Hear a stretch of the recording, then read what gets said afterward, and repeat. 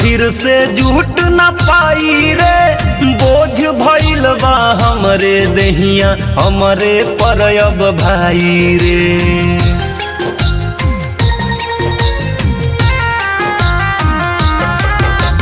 टूट गइल बा दिलवा ऐसन फिर से जुट न पाई रे, बोझ भइल बा हमरे देहिया हमरे पर अब भाई रे। पागल अपना मनवा के हम कैसे के समझाई रे, ई जुदाई रे लागे दिमुआई रे, ई जुदाई रे लागे दिमुआई रे।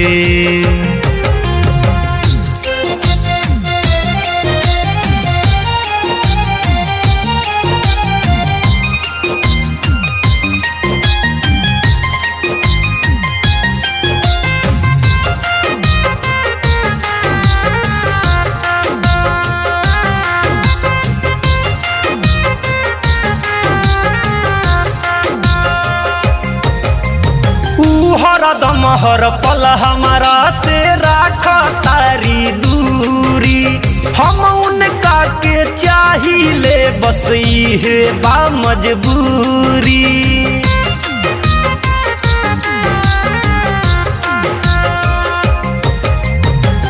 हरदम हर पल हमारा से राख तारी दूरी, हम उनका के चाहिए बस ये बा मजबूरी। सब कुछ है बाड़ी हो,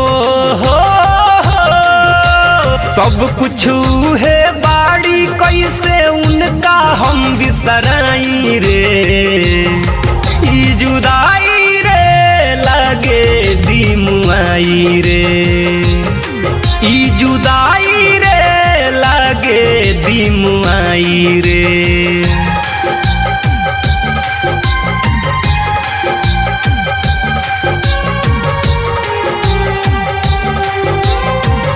Music by Gaurav Roshan।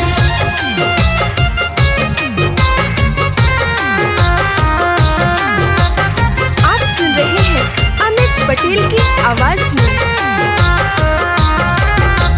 का बतलाई का समझाई हम तोहरा से अमित हो, दुख में डूबल बानी हरदम गाई गम के गीत हो।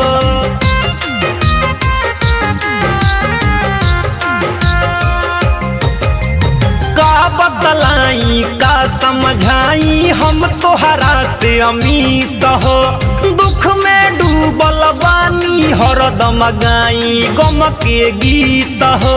हम ना जानत रहनी हो,